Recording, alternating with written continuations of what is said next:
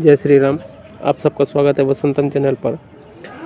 तो last video हमने जिस तरीक़े से बात किया था कि खासकर एजुकेशन का जो रुख जो है वो किस ओर होनी चाहिए, अपडेशन के साथ, मॉडिफाई के साथ। और भारत की जो बिजनेस का स्किल जो रहा है शुरू से ही एंशिएंट से रूप में, वो पुनः स्थापित होना चाहिए। और उस दृष्टिकोण से हम देखें तो बिहार ही एक ऐसा राज्य है जो शिक्षा का केंद्र रहा है।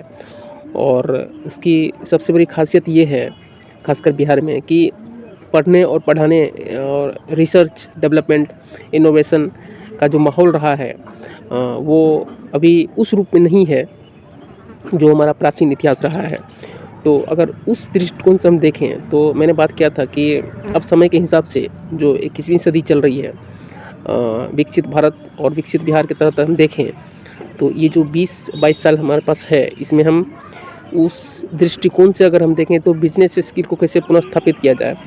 क्योंकि जब भी हम एजुकेशन को पूरा करते हैं और उसके बाद जब कमाई धमाई की बात शुरू होती है एक नया जीवन शुरू करने के लिए, तो दो ही चीज़ दिखने को मिलता है, या तो जॉब मॉडल को अपनाते हैं या कोई अपना स्वरोजगार करते हैं, चाहे उसका लेवल छोटा हो या बड़ा हो। तो इस दो व्यू में हम देखेंगे कि मैंने बता भी दिया था कि 5% को ही जॉब मिलता है, बाकी 95% कुछ ना कुछ स्वरोजगार ही करते हैं, चाहे वो किसी लेवल पर हो या कितना भी बड़ा या कितना भी छोटा क्यों ना हो।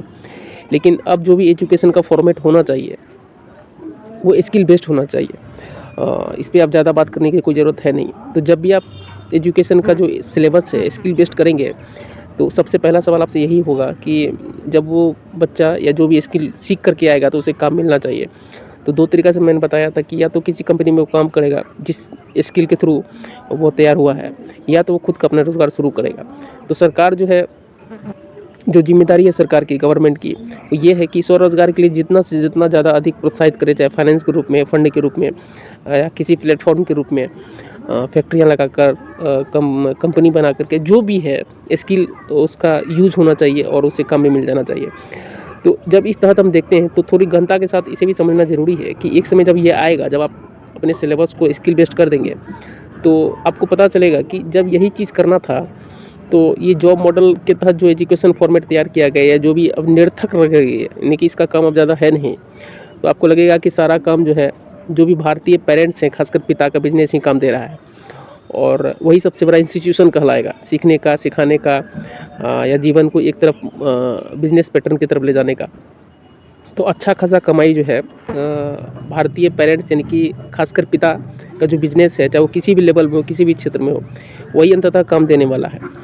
तो उस रूप में फिर वहाँ एक सवाल खड़ा होगा कि आपके पास फिर ये एजुकेशन फॉर्मेट चल रहा है किस लिए है। तो आपको समझ में आएगा खासकर गवर्नमेंट को कि तो फिर आपके पास एक ही सरल बचता है, उपाय बचता है कि आपको फिर ज़्यादा से ज़्यादा आरडीआई की तरफ आपको ध्यान देना पड़ेगा, यानी रिसर्च डेवलपमेंट इनोवेशन की तरफ ज़्यादा से ज़्यादा आपको ध्यान देना पड़ेगा। तो इसका मतलब यह भी हुआ कि जो भी इच्छुक बच्चे हैं अपने इंटरेस्ट के हिसाब से अपनी फील्ड को चुनेंगे और उसी ओर मूव करेंगे, तो इसमें क्या होगा, उसके समय की बचत हो जाएगी और उसका समय जो है एक सही दिशा की तरफ अल्टीमेट भारत को ही मिलने वाला है, चाहे वो रिसर्च के रूप में हो, डेवलपमेंट के रूप में हो, इनोवेशन के रूप में हो या बिजनेस पैटर्न के रूप में हो। तो जब हम ये समझते हैं तो सब सिंपल सी बात है कि बिजनेस मॉडल ही है जो आपको एजुकेशन का ही काम कर देगी और कमाई धमाई का भी एक जरिया बन जाएगा। तो सिलेबस को चेंज करना जो है सबसे बड़ी बात है। ये बड़ा ही चैलेंजिंग काम है क्योंकि सरकार में हम देख रहे हैं थोड़ा बहुत सुबुगाहट होती है, लेकिन उस रूप में नहीं आ रही है क्योंकि लोगों को लगता है कि अगर हम स्किल बेस्ड कर देंगे तो बच्चा जो अगर सीख करके जाएगा तो उससे काम मिलना चाहिए, काम मिलेगा तो फैक्ट्रियाँ खोजेगा या कारखाना खोजेगा या कोई कंपनी खोजेगा। तो यहाँ इंडस्ट्री की कमी है। दूसरी चीज़, जब इंडस्ट्री की कमी है तो फिर सवाल आपसे फिर किया जाएगा कि जब आपको पता था तो ऐसा आप क्यों किए। तो विरोधाभास दोनों तरफ है क्योंकि जॉब मॉडल में आपके पास जो एजुकेशन फॉर्मेट चल रहा है सीधा गवर्नमेंट जॉब की तरफ ही जाता है और गवर्नमेंट जॉब उतना है नहीं कि आपको दे सकते। तो सवाल वहाँ पर भी है, सवाल यहाँ पर भी है। तो लेकिन तैयारी जो है आपको इसी मोड पे करना पड़ेगा। तो सरकार जो है इस तरफ जो सोच रही है, खासकर भारत को किस मोड पे ले जाना है, वही स्थिति बिहार की भी है। तो आपको दोनों तरफ काम करना पड़ेगा, सिलेबस को स्किल बेस्ड भी करना पड़ेगा, कंपनियां भी लगानी पड़ेगी, इंडस्ट्री भी लगाना पड़ेगा। और एक जो मोड चल रहा है कि स्वरोजगार का जो स्थिति है, चाहे वो आपका फंड 5,000 रुपया हो, 10,000 रुपया हो, 15,000 रुपया हो, वो आपको लगातार जारी रखना पड़ेगा। बहुत सारे स्कीम भी है भारत सरकार की, जैसे स्वनिधि योजना, विश्वकर्मा योजना, जितने भी सारे हैं, जैसे कोई ठेला लगा रहा है, कोई टेंडर कर रहा है, कोई छोटा दुकान लेके अपना बिजनेस चला रहा है, तो इस तरीक़ा से भी जो स्कीम चल रही है बिजनेस पर्पस को प्रोत्साहित करने के लिए, वो लगातार जारी रखना पड़ेगा।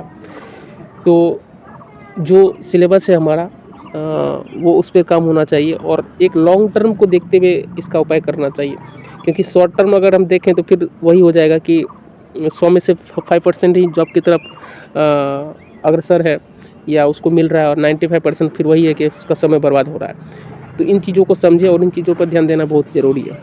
जय श्री राम, जय हिंद, जय भारत।